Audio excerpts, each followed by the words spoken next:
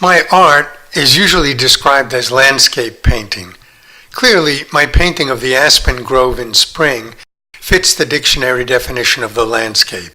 It's an extensive scene, one that shows physical features such as mountains, fields, or water, and the vegetation that covers them. This is the perspective you would see if you were standing in an open area looking around. Another example of an extensive perspective is my painting of Scots pines and rushes. This would certainly be considered a landscape, although you would not be standing on land while enjoying it. You might be in a canoe, as I was when I took the photographs of this scene, from which I made the painting. I've learned not to set up my easel in a canoe.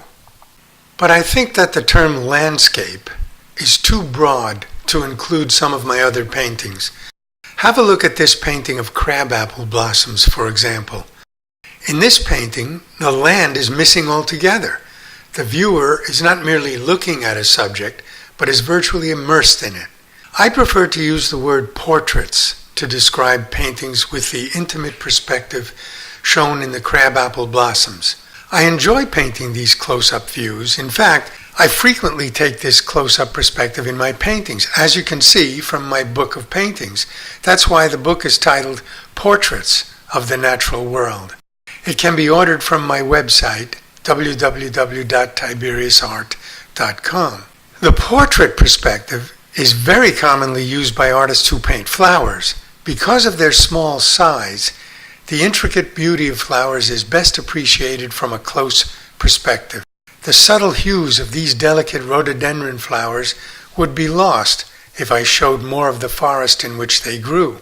However, when I use a close perspective for a large subject, such as in this painting of red dogwood, the painting takes on an abstract quality, since in real life we rarely look at objects from such a narrow perspective. In fact, when one art dealer saw this painting, she described it as Kandinsky with content.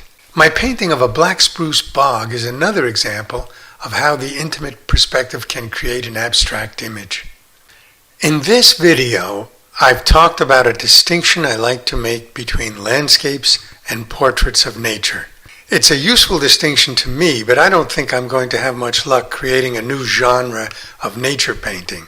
The word landscape is so widely applied that virtually any painting of natural objects is called a landscape. Of course, there are limits. If I plucked flowers out of their natural setting and arranged them in a vase, as in this famous painting by Vincent van Gogh, my painting would be considered a still life, not a landscape.